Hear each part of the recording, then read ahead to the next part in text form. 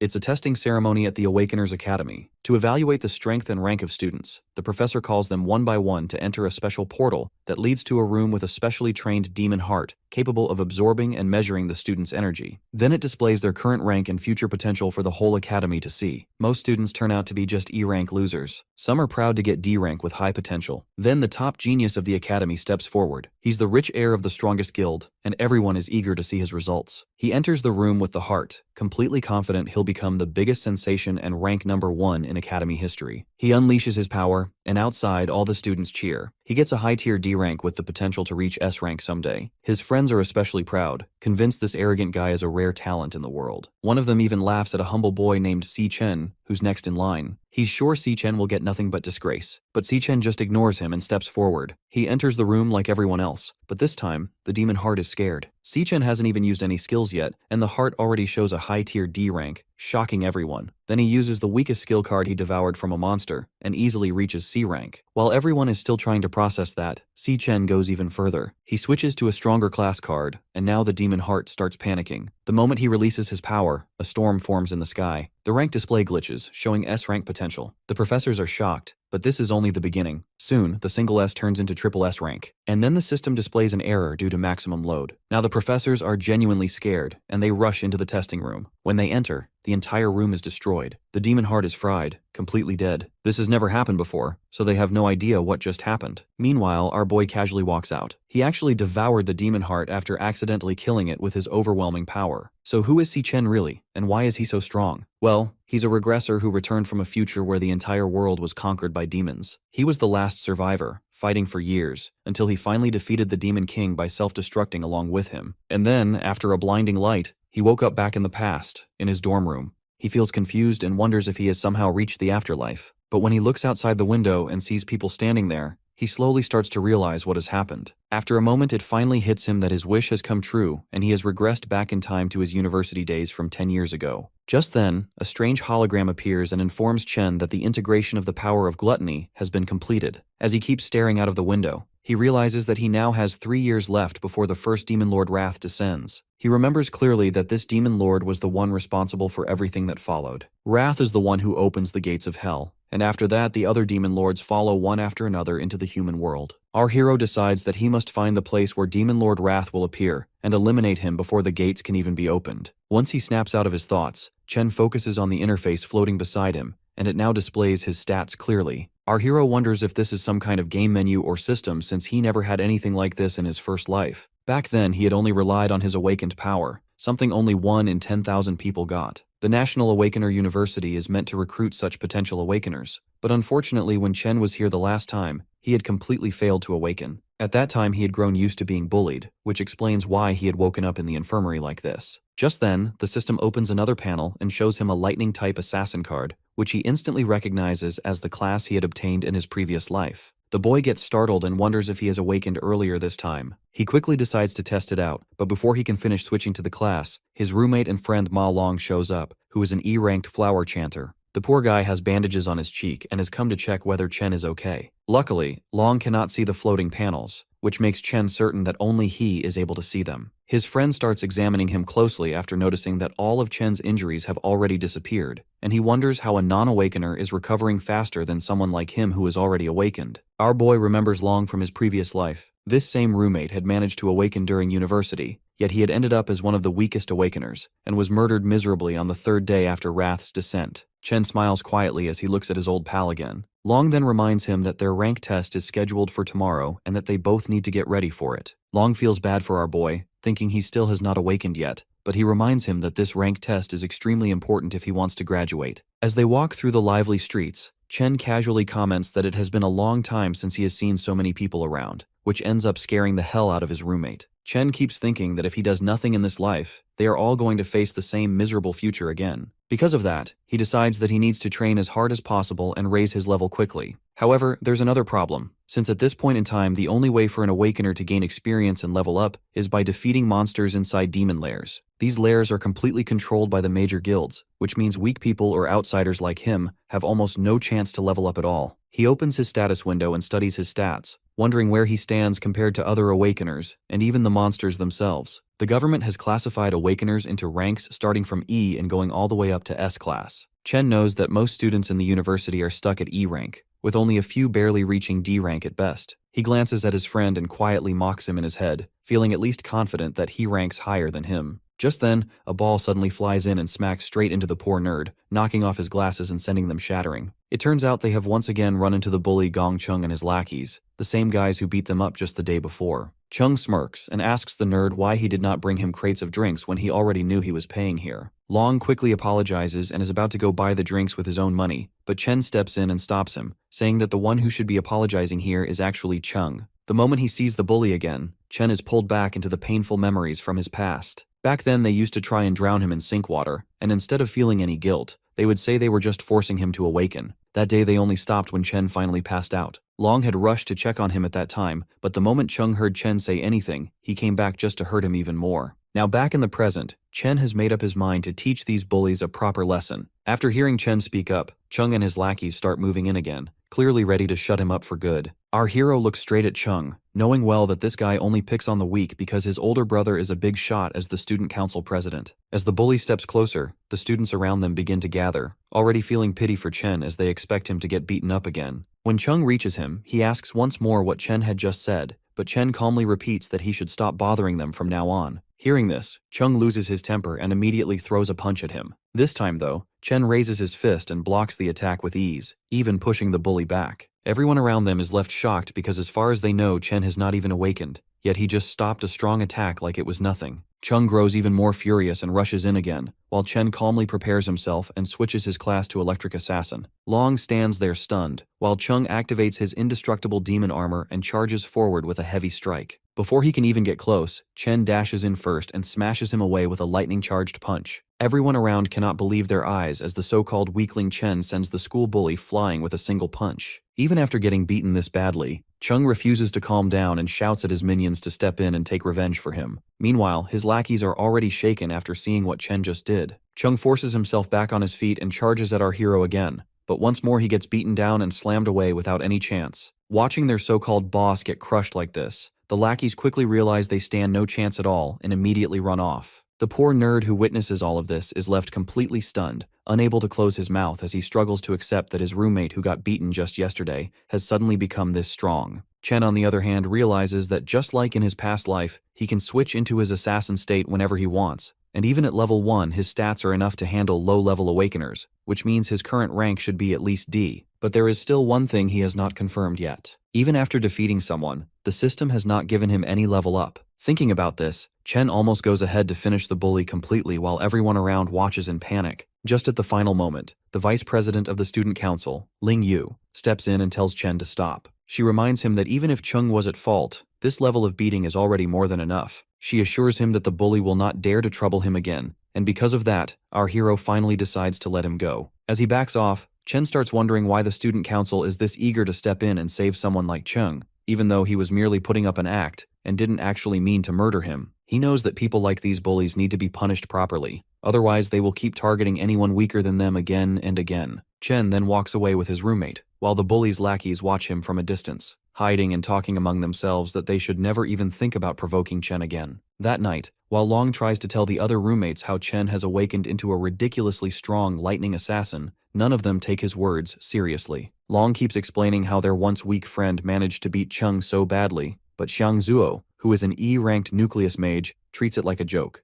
Zuo questions that if Chen has really become such a big shot, then why is he still running around training like this? He argues that if someone is a real awakener, they would not need to rely on such basic physical training anymore. Hearing this, the gamer roommate Xiang Yu comments that from what he is hearing, it sounds like Long must have taken a serious hit to the head. Zuo continues going on, saying that the 4 of them are placed in this dorm because they are the weakest at the bottom, and no matter what they do, that fact is not going to change. He further claims that he himself is the strongest among the four, while Long and Yu are just support chanters. He flexes a little while telling himself there is no way Chen could have become a lightning assassin. He feels more confident than ever, and hopes that he might even rank up during the final test before their graduation tomorrow. Meanwhile, the student council president Gong Ting walks out after finishing a training session in an E-ranked demon lair, along with Ling Yu. He notices his younger brother still standing there and asks what he is doing. Chung complains that as long as the person who beat him is still around, he cannot even sleep peacefully. Chung keeps pushing his brother, trying to convince him that he must take revenge for him. Ting calmly assures him that he will handle the mess he has created. Later at the dining table, the vice president asks Ting how he plans to deal with this situation, and Ting asks her whether the boy is really as strong as his brother is claiming. Ling Yu points out that he already knows there are fewer than 10 D-ranked students in the entire school, and he has already recruited all of them into his club. She further explains that others do not even have access to demon lairs like he does, which means no average guy should be able to stand against him. On the other side, Chen keeps running like crazy while getting drenched in the rain. He sets a target of running 20 full kilometers, while carrying a bag loaded with 100 kilos, almost twice his own weight. He understands how important basic training is to raise the upper limit of an awakener's strength, since a stronger body is needed to handle high-level powers. As he runs, he recalls how his only family, his sister, was killed when the Demon King Wrath descended into the human world. The Demon Lord slaughtered countless humans in an instant, and his sister died right in front of him. He sets defeating this Demon King as his first goal, since that moment was the beginning of all the destruction. Chen keeps thinking that if the Demon Lord is already growing stronger, even though there are still 3 years left before his arrival, then he needs to outpace that growth if he wants any chance of winning. Just then, his sister Si-yoon calls him. Hearing her voice again after so long leaves him completely silent for a moment. His sister explains that she could not call earlier because she was busy with a competition, and she adds that their rent problem might be solved if she manages to win a prize. While she keeps talking, Chen quietly listens and smiles, feeling a strong resolve to protect her and give her the life she deserves this time. After the call ends, he returns to his training and completes 3 more laps around the university. Once he is done, he heads straight for a shower, feeling that he is slowly getting used to this younger body that holds strong potential for growth. He sits down and starts thinking about the demon lairs which only the rich can access. To grow stronger, he knows he will need to defeat monsters somehow. While he is stuck on this problem, he eventually falls asleep and finds himself pulled into the gluttony system. He lands in a strange place and starts wondering if this is just some kind of weird dream. Meanwhile, back outside, Long comes looking for Chen and wonders where he has suddenly disappeared. Inside that strange space, Chen sees a massive tower standing in front of him, but before he can properly take it in, a group of E-ranked cloud warriors, the Death Hounds, appear as if to greet him. Chen immediately worries that he might have somehow entered a demon lair and quickly switches his class. He decides to deal with the monsters first, and figure everything else out later since they have appeared out of nowhere. The boy easily takes down the hounds that are all bark and no bite and collects items from them. He quickly levels up to 2 and smiles, thinking he might have gotten lucky and stumbled into a demon lair. Just then, a boss monster appears, and Chen defeats it just as easily, cutting through it like it is nothing, which lets him level up again. The experience points he gains from the boss are much higher compared to the normal mobs of the same level that he defeated earlier. Right after that, the boss monster's body gets marked as devourable, making Chen wonder what that even means. He recalls the gluttony power he saw earlier in the system panel and reaches out his hand to test it. The devouring completes instantly, and the monster gets absorbed into a card. Chen is left stunned as he realizes he can turn defeated monsters into usable classes. He quickly understands that this is the same kind of ability the Demon Lord Lan Yu had, and the thought that he now holds a power similar to that of a Demon Lord leaves him shaken. Naturally, in this world, everyone is born with only a single class, apart from some who could have 2, but now Chen could hold as many classes as he wanted. He wonders what he did to gain this kind of insane power, and what the demonic tower standing in front of him really is. As all these questions pile up in his mind, a strong sensation hits him, and a demon appears holding 2 S-ranked blades in its hands. The demon is clearly S-rank, which means Chen has no real chance of defeating it. Chen knows he is badly outmatched, yet he summons a lightning sword to put up a fight as a gamble to save his life. Another strange part is that for some reason the demon standing before him even knows his name. As time passes, the demon trades blows with Chen, although it is clear that all it is doing is toying with him. The demon deliberately avoids hitting vital points and keeps knocking him down again and again. After pushing Chen to his limit, the demon finally speaks and offers him the option to stay and guard the demonic tower with it if he wants to survive. When Chen still refuses, the demon slashes brutally at his arm. It threatens to finish him and explains that it has gone easy all this time, only because Chen is the only one capable of reaching this place. The demon asks him once more to reconsider, but Chen does not lose hope and refuses again, regardless of the danger he is putting himself in. He shouts as he charges himself, determined to finish it, and attacks again. All this time, he has been studying the demon's movements and has learned about the 0.4-second wind-up before each swing. He knows he can use that small time window to carefully observe the angle of the monster's wrist and dodge the attack just in time. Furthermore, he has discovered a 0.2-second recovery lag that might give him a small but critical opening while the demon is defenseless, and he plans to use that precise moment to aim for its heart. Even though he manages to pull off this risky maneuver, he fully realizes that a D rank like him could not completely defeat an S rank, so his main goal is to paralyze the demon just long enough to create an opportunity to escape. He does exactly that, and then rushes toward the only light source he can see, hoping it might be an actual exit from this place. However, just as he reaches the source, it suddenly vanishes, and the demon informs him that it was merely an illusion, and that the exit he had been thinking about does not exist anywhere in this place. The demon further explains that this palace is not actually a demon lair at all, yet he expresses appreciation for how quickly the boy was able to identify flaws in his attacks. The demon is finally revealed as the Purgatory Rakshasa and comments to Chen that he is indeed the one who can bring hope. As Chen carefully studies the demon's body, he realizes with a start that he has seen this exact appearance before on the demon Lord Lan Yu. Our hero flashes back to the battle where everything finally came to an end. The last fight he fought before the regression. His opponent was no ordinary demon. During their clash, the creature first transformed into a dragon, then repeatedly switched its class into other terrifying high-tier monsters. It wielded scorching magma, poisonous vines, and lightning even more powerful than his own. Out of all those transformations, however, the one that truly caught his attention was the form that looked exactly like the demon standing before him now. A chilling realization strikes him. Every single transformation must have been part of Demon King Lan Yu's ability. Since that power rests within him, the demon he sees right now is simply the power of gluttony absorbed inside his body. His sharp deduction genuinely impresses the demon. It calmly states that he truly is worthy of inheriting the power that exists within this entire dimension. Chen frowns, confused about what it means by everything in the dimension. Suddenly, a golden void key materializes in the demon's hand. It is the only way for someone to enter and leave the giant tower behind him. The demon explains that Demon King Lan Yu devoured an uncountable number of powerful monsters. Guarding the tower that seals the most indomitable among them was its sacred duty. Yet now, it chooses to hand that very key over to him. Rakshasa wishes for him to devour those demons, grow stronger, and carry out the mission in its place. Perplexed, Chen asks why a demon would ever help a human. In response, the creature reveals that even within the demon realm, there are righteous beings and vile ones. One such monster slaughtered its entire clan purely for amusement, like a twisted massacre done for entertainment. Since that day, it has waited for a chance to take revenge on that evil bastard. Now, it believes it has found the one capable of granting that wish. It tells our boy that someone was right about him being their best hope for vengeance. Chen immediately asks who that person is. The demon only replies that all answers await inside the tower, speaking in a cryptic tone like some ancient sage. With its final words, it offers up all of its remaining energy to him. In return, the demon informs him that he must rise to become the strongest human walking the planet. It will not be an easy task to devour every single one of those ferocious beasts lurking inside the tower. Against him, each of those cunning creatures will still be a tremendous challenge to overcome. The demon delivers its final warning, declaring that only someone with an unyielding hunger to grow stronger deserves Purgatory Rakshasa's power. That is the motivation required to slaughter every demon king in existence. With that, his body compresses into a blazing sphere of energy for Chen to consume. He immediately shoots up 8 levels and acquires 2 of Rakshasa's swords. Without hesitation, he accepts the mission,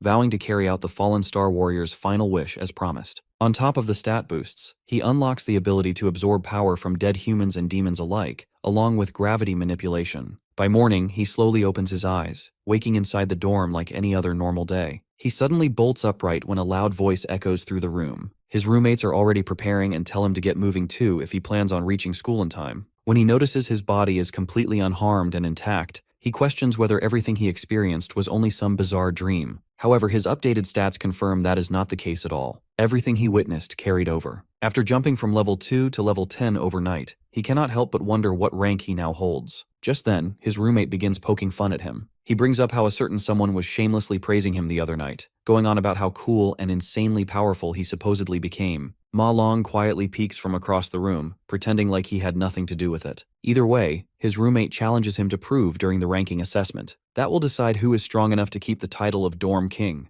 While heading to school, the self-proclaimed dorm king proudly educates his so-called subjects that every rank is divided into 3 separate tiers. So even though they are all technically E-rank peasants, at least he places above the other bottom-tier E-losers as a proud mid-E ranker. He struts around acting superior because the gap between each tier is supposedly enormous. Fired up and overly confident, the clown claims he feels so ridiculously strong that he must have advanced a tier since their previous assessment. Annoyed as hell, Ma Long tells our boy to stop playing around and go all out, and at least secure a D rank today. That way, the dorm king might finally shut his non-stop mouth for once. Soon enough, the boys arrive at school, where everyone is anxiously gathered for the ranking ceremony. The bullies stroll in like they own the entire campus, trashing anyone who dares to look at them the wrong way. Even the dorm king's smug grin disappears like his father did, the second he sees them. But just like him, the bullies nearly lose their nerve too. Out of nowhere, they start bowing respectfully to Big Brother Chen without hesitation. His roommates slowly begin to realize that maybe everything Ma Long said was not complete nonsense after all. Our boy ignores the clowns and simply minds his own business. Then, a new challenger decides to step in front of him. The guy who acts as the school police, student council officer Jian, offers him a very polite warning.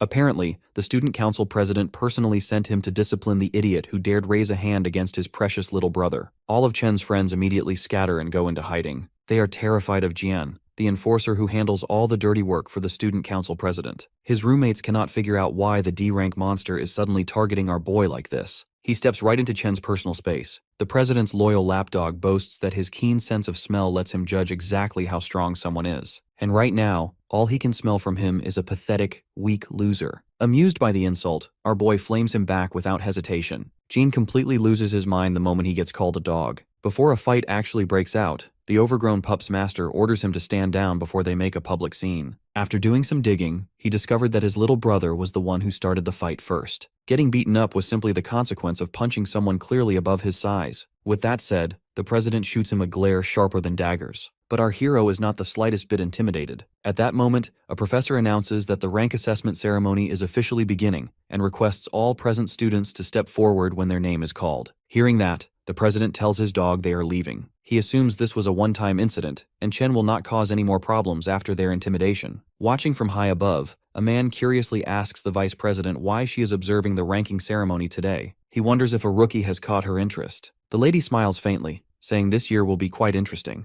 Soon, Shangzhou's name is announced. The dorm king feels slightly nervous as he steps through the door. The atmosphere completely shifts on the other side. You see, the assessment is conducted one by one inside a special demon lair. Inside, a demon heart connected to wires measures an awakener's rank and potential by absorbing their energy. When the awakener unleashes their strongest power, the signal transfers back to Earth, where their assessment result is revealed. The dorm king's rank turns out to be the same as last time. However, the professor looks confused when his potential takes longer than expected to appear. Ma Long stares intensely at the shifting number. After much suspense, Shangzhou's maximum potential is revealed as only C. The king walks out looking dejected, realizing all the progress he thought he made was just in his head. His roommates try to comfort him, saying they are all in the same boat anyway, stuck in E rank with the potential to reach C rank at best. A few moments later, the president's lapdog walks out proudly. He is still lower D rank, but he has the potential to reach A. Chen's roommates begin to lose all hope, since they have seen nearly 10 students reach D rank already. Even the professors are stunned that so many students have reached grade D already. It is rare for students who cannot gain real combat experience to break out of E rank. Excited, they call up the next student, the president who carries everyone's expectations on his shoulders. All eyes turn toward Gong Ting, the student who is already a guildmaster, as he walks onto the stage. Our boy stays calm, however, and patiently waits for the results. Everyone in the academy knows that Gong Ting was only lower D rank 2 years ago. The historical record for the highest grade in the academy was middle D rank, so people wonder if the president will finally raise the bar. Inside the demon lair, the demon heart's eyes slowly open in his presence. The president cannot unleash everything he has. However, he carries a burning desire to go out with a bang at the graduation ceremony, carving his name into the history books as number 1. When the professors see his potential grade glowing gold, they blink in disbelief. Their suspicions are confirmed as Gong Ting's high D rank completely blows them away. Not only that,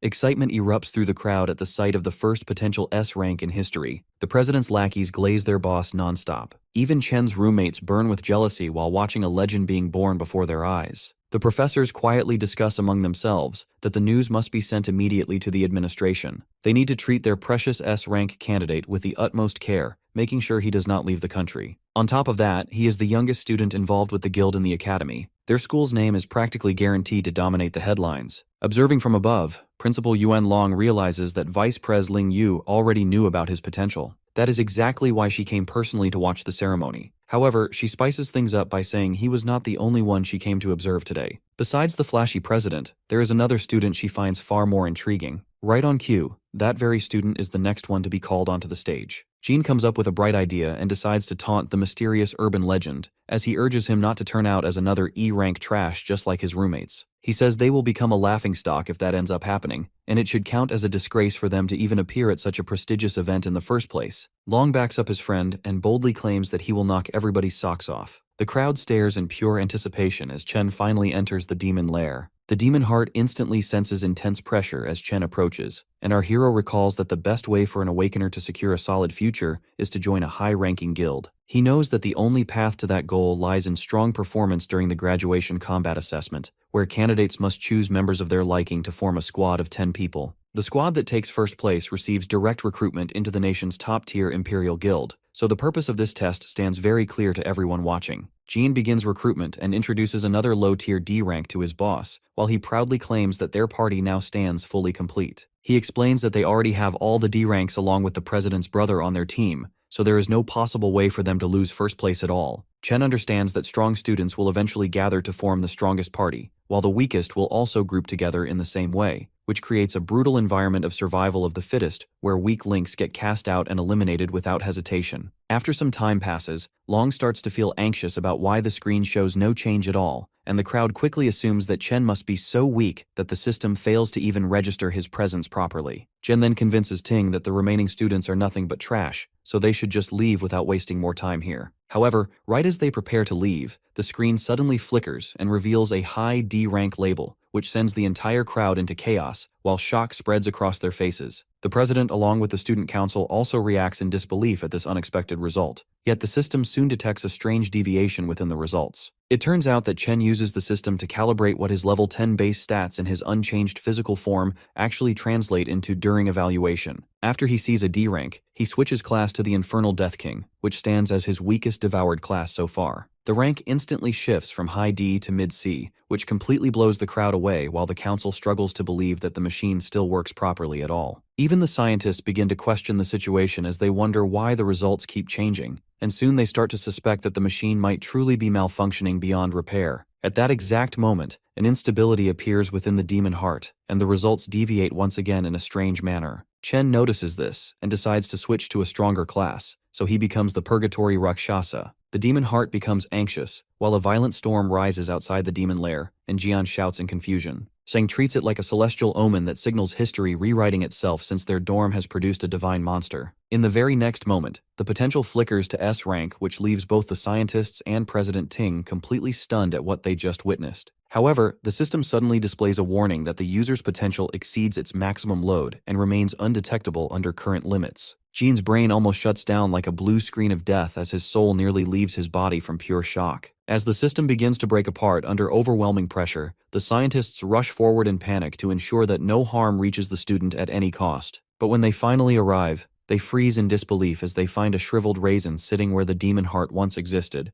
since it burned out completely from extreme overuse. It becomes clear that Chen may have scared it a little too much, yet he still ends up devouring it and gains the ability to view anyone's rank while also receiving warnings about potential dangers nearby. He walks out of the demon lair and feels pleasantly surprised as every person's rank appears before him. But then he quickly notices that the president has hidden his true potential as well and turns out to be nothing more than a mediocre C rank at best. The scientists walk out in an awkward manner and inform everyone that the demon heart has suffered a heart attack due to extreme strain, so they must suspend further testing for now. They label Chen's stats as a probable error and announce that a full report will go to the higher authorities for review. The remaining students receive instructions to return the next day for their assessment, since a new device will be arranged for testing by then, without further issues. On the way back, Chen's roommates start to hype him up and treat him like an absolute gigachad after what he just pulled off in front of everyone. Jean clearly fails to handle the jealousy and calls Chen a fraud, while he demands compensation for breaking the machine and wasting the council's time like a sore loser. Just as Chen reaches his patience limit and prepares to fry the guy on the spot, Ting steps in and calls Jian out immediately. The president warns him not to disrespect their teammate, which shocks Jian on the spot, and then Ting extends his hand as he invites the newly revealed powerhouse to join his team. All the while, he confidently promises that together, they will achieve the highest score in history without question. Jean starts to have a full mental breakdown in the background because he knows that someone will need to get kicked out of the team to make space for Chen, and this situation will definitely stir trouble with the brothers. According to him, joining Ting's team almost guarantees a first-place finish without any doubt at all. So he begins to question what makes Chen so special when other people could not even bribe their way into this lineup despite all their efforts. He forces himself to swallow his pride and reluctantly welcomes Chen to the team as he places a hand on the hero's shoulder with visible hesitation. Chen immediately slaps his hand away and firmly states that he has zero interest in joining them at all. This response makes Jian sweat bullets while Ting simply watches the entire exchange in silence without any reaction. Jean snaps at Chen and claims that he has no idea what he is doing since their team already ranks #1 in the whole school without competition. Chen turns his back and walks off as he says it has nothing to do with them, and he calls their entire group too noisy to deal with for even a moment. He tells them not to bother him again, and Jian starts to boil with anger and pure contempt right after that humiliating dismissal. The entire school quickly begins to gossip about Chen's refusal, and most assume that he plans to take first place all for himself after that mid-tier C rank reveal. The whole school now gets a perfect show to enjoy as drama starts to unfold in real time. Meanwhile, Chen's roommates fully enjoy the look of complete humiliation that spreads across Jian and Ting's faces after that public rejection without mercy. The president calmly tells Jian not to worry if Chen has his own plans, while he keeps his composure intact. At the same time, the principal, who had been watching the whole ordeal, lets out a deep sigh of disappointment since the boys refused to team up as he originally hoped. He wanted them to cooperate and break a new school record together, but Ling insists that the situation becomes far more interesting this way instead. She explains that Ting grew up with a silver spoon in his mouth, so this kind of refusal will register as a direct declaration of war in his mind without any doubt. She reminds the principal that their president is not someone easy to deal with under any circumstances once his pride takes a hit like this. Jean continues to complain and claims that Chen has an inflated ego just because of a test error that showed a C rank, but Ting hints at the possibility that the result might not be wrong at all. He admits that even if the chances seem almost non-existent, he still cannot allow anyone to take his first place away from him under any condition. Jean then recalls that Chen likely stands as a normal student with no real combat experience at all, while the council members remain elitists who have secretly trained inside a demon lair for a long time to reach their current level. He suggests that he should personally go and teach Chen a lesson for his insolence, but Ting cuts off that line of thought and asks if their president really seems petty enough to act like that. Jean immediately realizes his mistake and offers an apology, while Ting cancels their karaoke plan and tells Jian to handle everything on his own without further guidance. He adds in a cold tone that whatever Jian chooses to do has nothing to do with him, and Jian understands the message right away without needing further explanation. About 10 minutes later, an informant approaches Jian and reports that Chen has already left the school after he mentioned that he needed to go home for a while. He also explains that Chen walked out without even stopping to eat, which makes the situation even more convenient. Jean treats this as divine intervention and starts to feel excited at the chance to deal with him ruthlessly on unfamiliar ground where no one can interfere. As Chen walks across the street, he recalls that in his previous life, a peak guild once faced a disaster while they tried to conquer a demon lair within the territory of St. He country. Inside that lair, they encountered a never-before-seen monster known as Wrath, which led to immediate annihilation of the entire peak team without any resistance. The monster then escaped into the human world and caused massive destruction everywhere, and although that memory remains incomplete, Chen stays determined and forms a plan to locate that same demon lair in this life. To begin this plan, Chen needs a large amount of money, so he heads toward the Mithril Monster Exchange Center without any hesitation. He recalls that this exchange center under the Mithril Guild later becomes the largest material trading hub in the entire country in the future timeline. In this world, the strength of an awakener gets judged based on the quality of equipment and weapons they possess, and the exchange acts as a crucial link for buying and selling such items. However, for Chen, this place simply serves as a quick and easy method to earn some money for now, before he moves on with his bigger goals. So he walks right in and presents a few fangs to the broker, who examines them with intense scrutiny and clear suspicion. He asks how a student like him managed to obtain such an item, so Chen calmly explains that it dropped from a monster he defeated earlier. The broker reacts with surprise and claims he has never seen such an item before, but his assistant steps in and explains that the fangs come from E-class monsters called Beast Sangson. She recalls that records mention these fangs can craft an E-grade cloud-type scepter, or they can be ground into powder for various uses.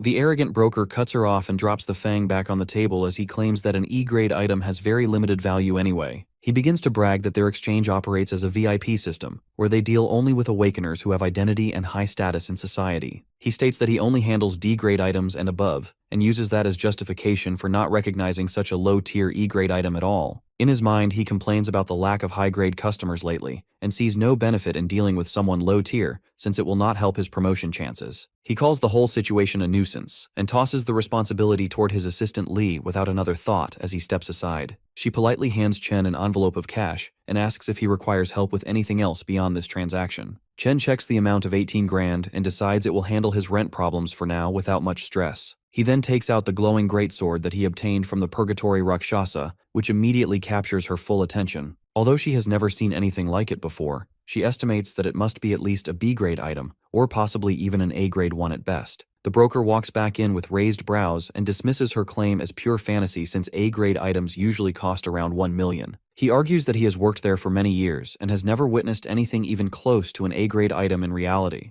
At that moment, the shop owner arrives and calmly states that the item presented here is neither A-grade nor B-grade at all. The broker praises his boss's sharp judgment and claims he already knew that a mere student could never possess something of high value like that. However, the owner explains that the weapon clearly originates from the Purgatory lands and reveals that it is actually an S-grade item. Both the broker and the assistant almost suffer a system meltdown after hearing that shocking revelation, as their expressions freeze in disbelief. The owner immediately grabs Chen's hands and warmly welcomes him as an honored guest with utmost respect. He then invites Chen to follow him into the VIP room and encourages him to make any request he desires without hesitation. Meanwhile, Chen feels satisfied as he finally sees that the owner Qingzhi has revealed himself just as expected. After settling down in the VIP room, the guild boss asks him how much he wants to sell the weapon for. Our boy immediately answers with 1 million, which surprises the green-haired guy. The boss tells him it could fetch at least tens of millions, since it is extremely valuable. However, Chen tells him that he simply wishes to use the great sword as collateral for a $1 million loan for a month. That makes the man even more flabbergasted, as he realizes our boy is extremely smart and wonders who exactly he is. Chen continues, saying he will pay the capital amount in 30 days and the additional interest the month after. Before answering, the guild boss tells the girl to step outside so the grown-ups can discuss business. After the coast is clear, the man states that he knows Chen is from the National Awakener University, whose seniors are about to graduate. He continues,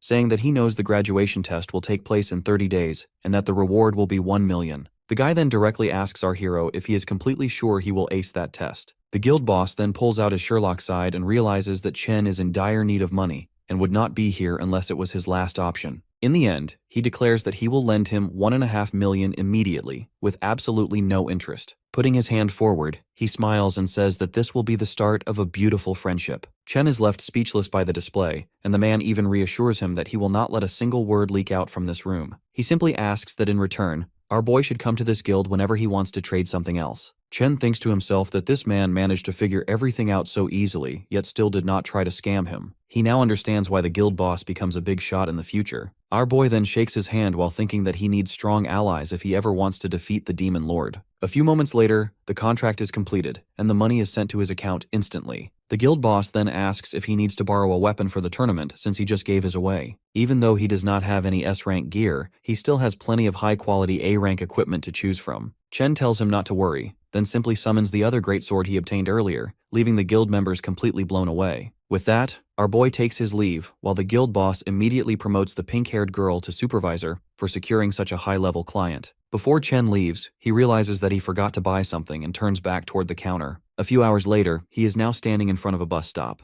He recalls that in his previous life, he struggled a lot to get to the top and people treated him like trash. He worked endless shifts just to make ends meet, and the two siblings had to live almost like homeless people to make it through each month. Yoon managed to get into her dream university back then, but she gave it up and told herself the campus was too far from her dear brother. But in reality, she was afraid of putting more financial burden on him. Coming back to the present, he wonders why she has not shown up yet and starts looking around. Just then, a voice calls out to him, calling him stupid for searching near the entrance instead of the exit. Pulling along her huge suitcase, she tells him they are broke again because the rent drained everything. However, our boy just stands there in complete shock, since it has been 7 years since he last saw her. She tells him to help her with her stuff. Getting no response, she waves her hand in front of him, trying to snap him out of it. At that moment, Chen suddenly rushes forward and hugs her tightly, catching her by surprise. After a few awkward moments, she uses the forbidden poking technique to break free from his grip while she lectures him for nearly suffocating her. She tells him he has been acting pretty sus lately and wonders if his crush has finally rejected him, but he brushes it off. The two then start walking while she continues to yap about her exams. Even so, Chen feels more than happy to listen to everything,